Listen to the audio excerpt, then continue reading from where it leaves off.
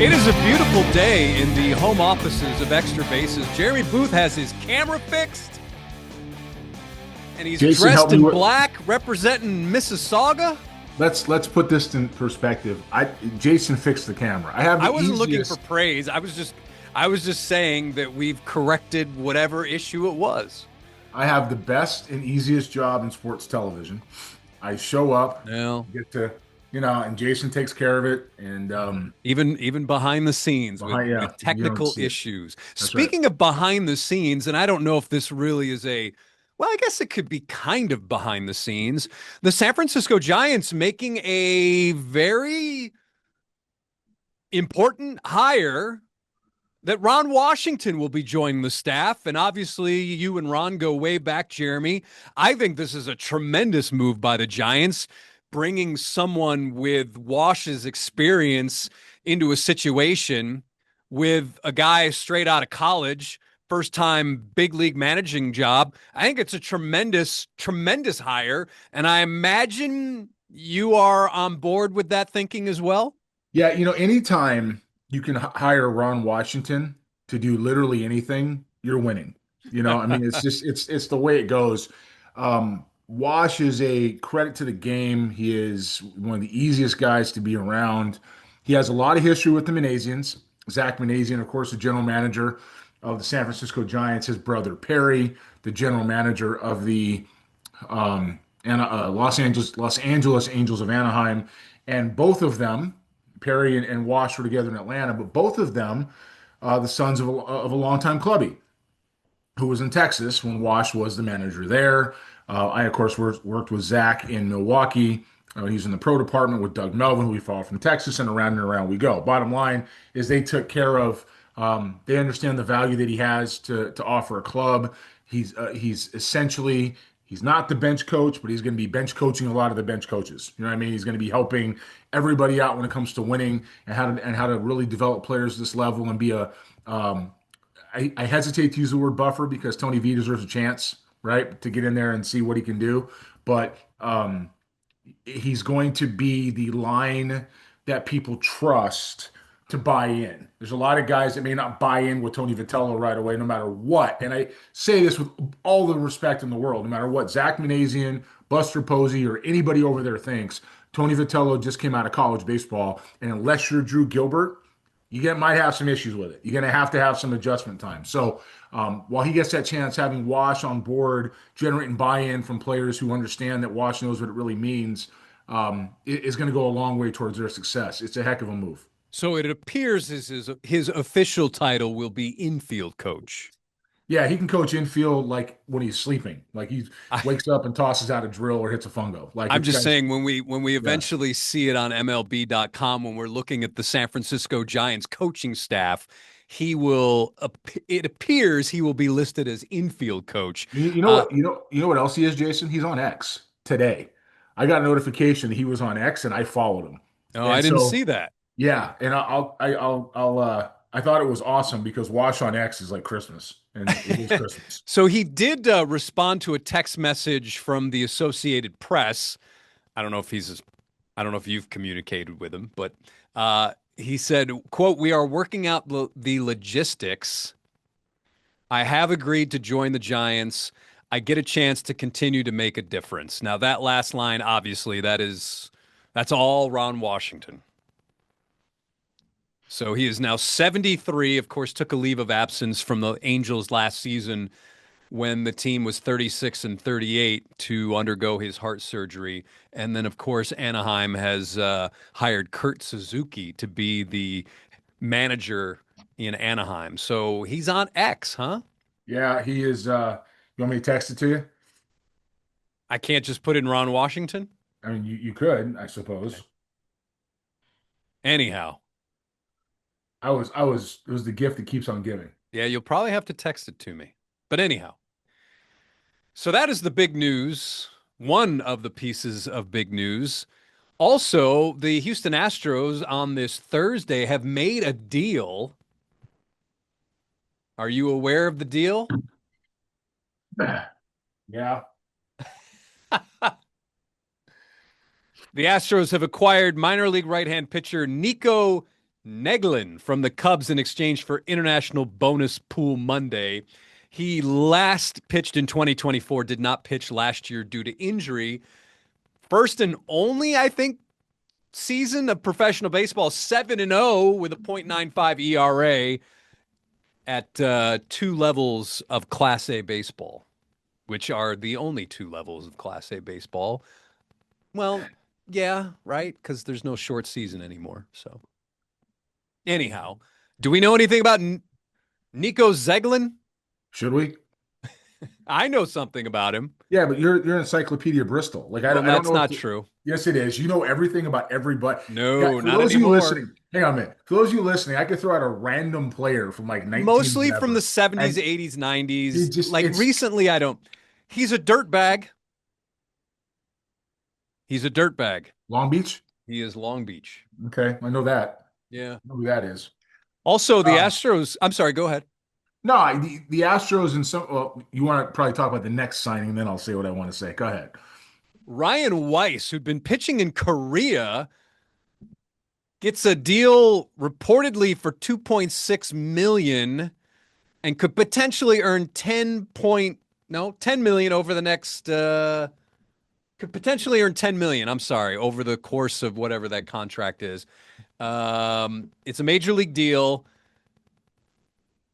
Last pitched in the major leagues, I believe, for the Royals. But it's very interesting because when I saw this, move, Jeremy, you know what the first thing that came to my mind? Why? I know why. I mean, Mauricio Dubon or this guy. Just saying. Go ahead. My thinking was, well, geez, if we're gonna go after this guy, why not Cody Ponce? And then sure enough, I see that Cody Ponce, like a day later, or 2 days later, got 30 million over 3 years. From the Toronto Blue Jays. Now, Cody Ponce, good stuff in there. Hasn't always translated here, but I've been tracking him for some time. Power arm and really seemed to figure some things out in Korea. But anyhow, I thought it was kind of funny because I texted you and I never told you what was funny about it. But that's what was funny because I thought, well, geez, if the Astros are going for this guy, I got to believe that why wouldn't you go for Cody Ponce? Well, apparently you could go for Cody Ponce, but it was going to cost you a lot more. You can't afford Cody Ponce. The No. Astros right now. It can't be Who would done. have thought that 5 years ago or Well, I mean, 3 years The ago or Blue even Jays two can years afford him. ago? The Blue Jays can afford him, and I'm quite certain they got money on their payroll. All Hey, right, Kyle Tucker was seen at their facility the other day. Now, what that and means, why not? Absolutely, those guys are told you they're not messing around. Okay, listen, the Toronto Blue Jays are doing some really cool things. They're making some moves into different places. They're analyzing their staff. They're locking guys up for extended period of time. They're investing into their ball club. They're investing into their scouting staff. They're investing into their player development. And while, again, just talking about that organization in a vacuum, if they lose Bo Bichette, why not Kyle Tucker? I think everybody's looked at Soto's contract, by the way, for those of you thinking about Juan Soto's contract and go, nah, we're not going to do that, like ever. So when you look at that deal and you go backwards to get another deal, Kyle Tucker, while I think is a better player than Soto as a whole, probably doesn't get that much. Probably. I'm not crystal ball. I'm not Swami in anything. I'm just saying probably doesn't get that money. So if that's where you're at and Kyle Tucker's looking at the Blue Jays facility and he's played in Toronto, you need to see that place. He's doing his homework there and he's a Tampa native, right? He's a Tampa native. They're in Dunedin, which is down the street. That's pretty easy for him to go home and be part of. So I can't. The Blue Jays doing some really cool things, and while Cody Ponce, that's expensive for me. That's really expensive. They've earned the benefit of the doubt now. They've earned the benefit of the doubt to do what they're doing. So they must see something in him that's changed in Korea. I know he was 17-1, and he got lit up in Japan the year prior. So he was 17-1 in Korea. did you have any experience with Cody Ponce on the Yeah, on I the on the scouted on him. the trail? Yeah, I scouted him. I actually, I want to say that was that 2013. He was a freshman, I think, in 13. He was eligible in 13. Cal Poly Pomona, right? Yep.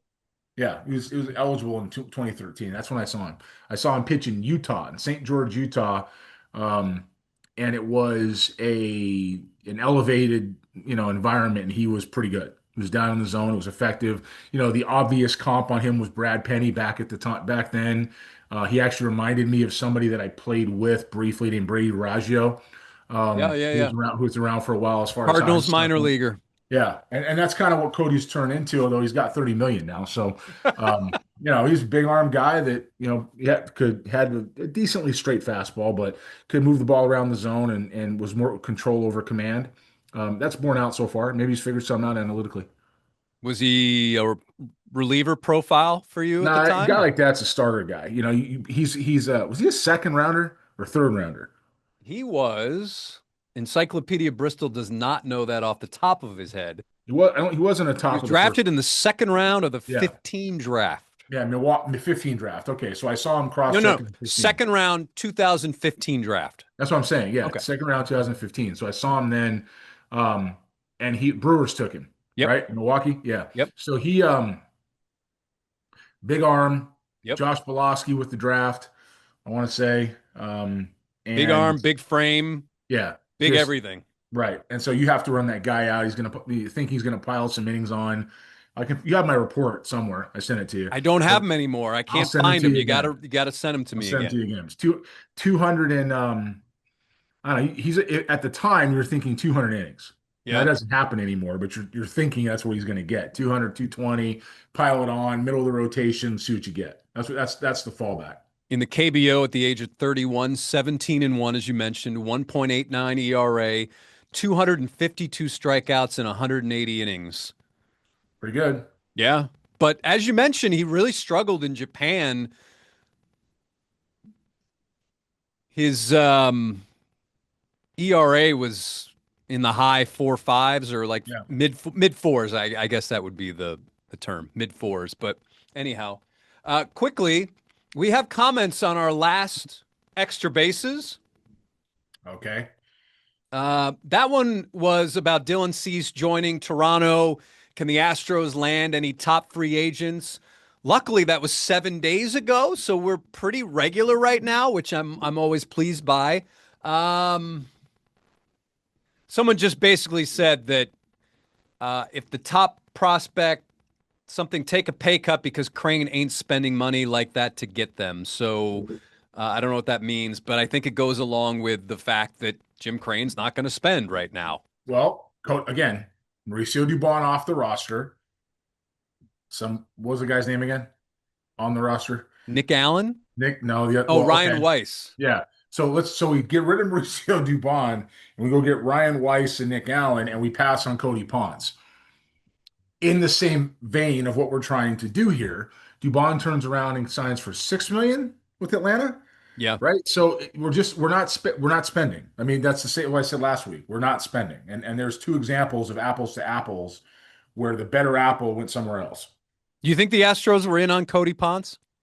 I don't think they're spending the money. But let me rephrase that. Until they learned what the price was going to be, would you imagine that they had Yeah, interest in Cody Ponce? I would think so.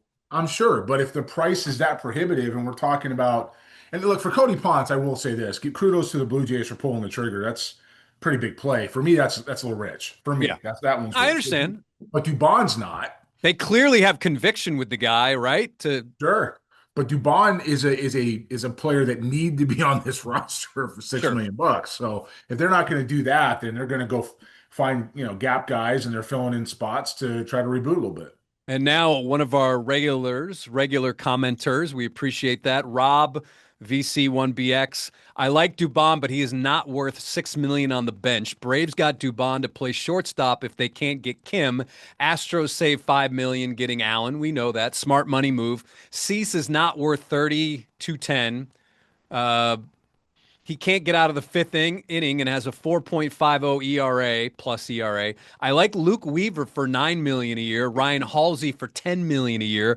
Both can stretch out to be a fifth starter or bullpen or sign both and get a starter and bullpen help. Astros have about $26 million for free agents, and now I will activate your camera so people can see your reaction, although probably it was better while I was giving that comment. Do you want me to read it again and then you can Nah, I got it. okay. So let me work back to front. Um, Weaver for 9 million, if you can get it, that's a good deal. That's fine. Okay. However, you're talking about starting pitching when it comes to Dylan Cease and anybody else out there in an age where starting pitching has disappeared. I know it doesn't feel that way, but if you look at it from the lens that I and anybody who's covered this game or watched this game night in, night out as an evaluator, the starting pitching has absolutely gone a 180 the other direction from what it used to be. If the North Star is this way, it's this way. And you have to find guys that have innings to get to that point. And even if Cease gets you through the lineup twice, 25 times a year, that's worth the money because it's saving your bullpen with guys going out blowing as much as they can to pop stuff. And the proof in that's the Astros rotation and how they've done it. If they go out in this short bursting because they're only training to throw as hard as they can for 4 innings, they're going to pop. The guys in the bullpen have pressure and they pop. And you know what happens? You don't make playoffs. So when you turn around and you have that type of approach, then Dylan Cease for 30 million, while it's a lot of money, man, it really is. That's just the cost of doing business for starting pitching with that type of stuff and track record of being able to stay out there and go to the bump every day. Now, there was one more he mentioned, Dubon. Yeah, Dubon Halsey. is not worth $6 million on the bench. He's kind of that mid range. I totally hear you with that. However, I will submit to you he shouldn't be on the bench.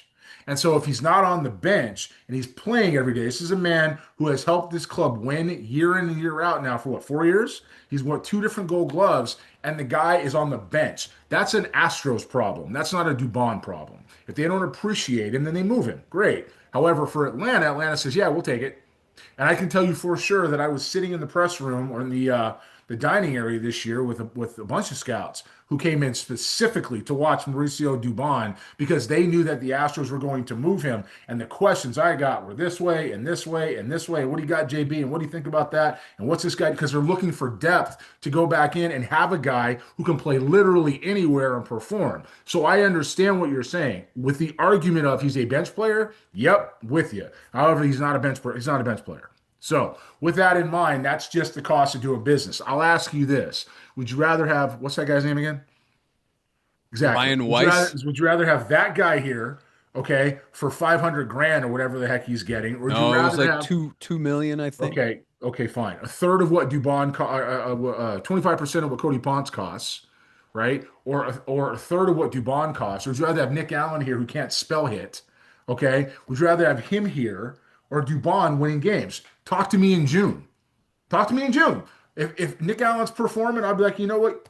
Great job. If he's not, still calling it a salary move. And so I understand the premise of where you're going, and I understand having 26 million to spend, but those are pieces you need on the bench for depth. You can't go back and pour into that. And Dubon at $6 million is still a steal.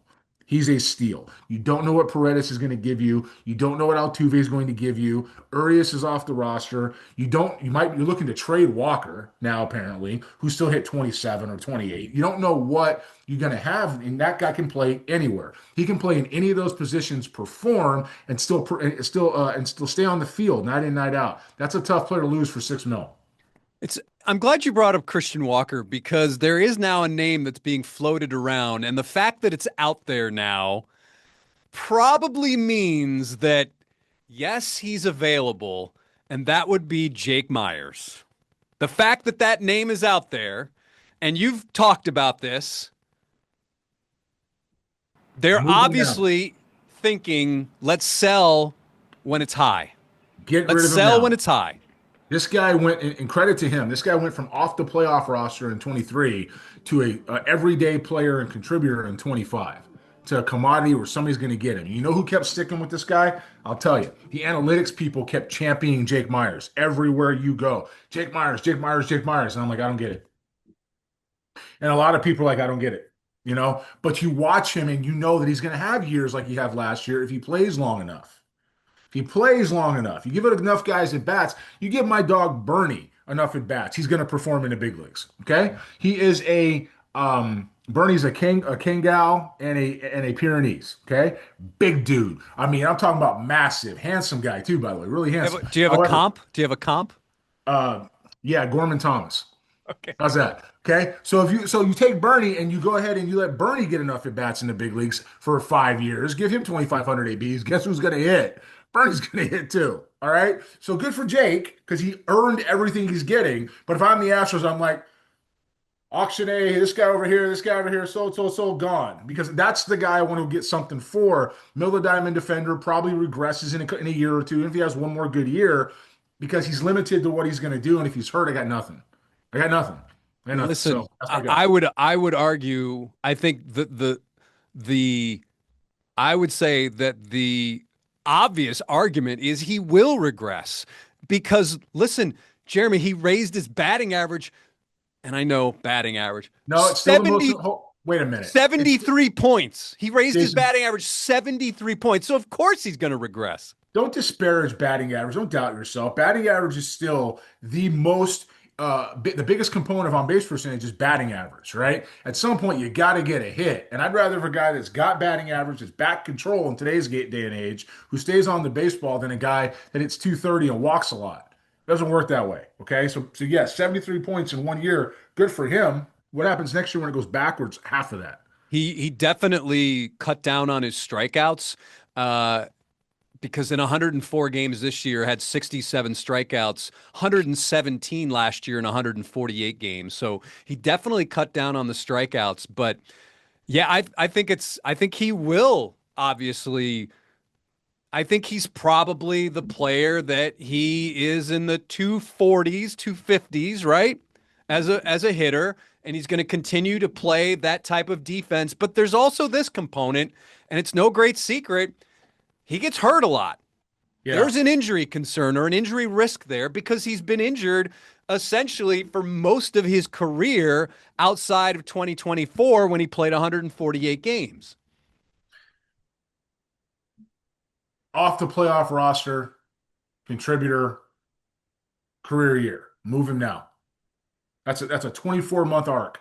That's a fact. We were sitting in Globe Life watching him, and was it Hensley? And there was somebody else who's was it Keppinger?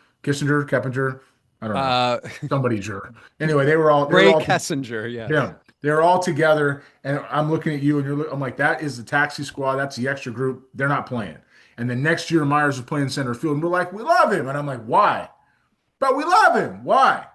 And this 24 months later, he's had this type of arc, and he deserves to. The Astros should move him while the iron is hot. Someone's going to take him. Batting average on balls in play this year, Yeah, 353. that's way inflated. The year before, 263. Yeah, BABIP's not a real reliable stat. That just means when you're making contact, you Yeah. gotta Yeah. it's falling for. There's a lot of luck involved in BABIP. Could be some Yeah. back control too, but Yeah. for me, there's a lot of luck involved in BABIP. All right, everybody. So when Jake Meyers is ultimately moved, it will not come as a surprise to Jeremy Booth. No, sir. What are the chances? You think he's definitely gone once they can find the deal, or do you think that they're willing to hold on to him? Well, I think they're willing to hold on to him for sure. Do they have to have a deal that will absolutely knock their socks off, or Well, do they need more of or will they take a sensible deal? here's one for you, and I'm gonna throw something out there to Astros fans that are listening. If you trade Jake Myers, you keep Dubon because Dubon can play center field too. All right. So And they now would you got the probably whole. give you about the same offense. I'm still a Dubon guy, and I got way more versatility. So especially if McCormick's gone, which he should be, and you have other players that are off the roster. Sanchez was a disaster, right? He was okay, he was a nice idea, and he was a good trade, but did Yeah. not play well. So when you have this type of But Myers is going to be probably $3 million less than Dubon.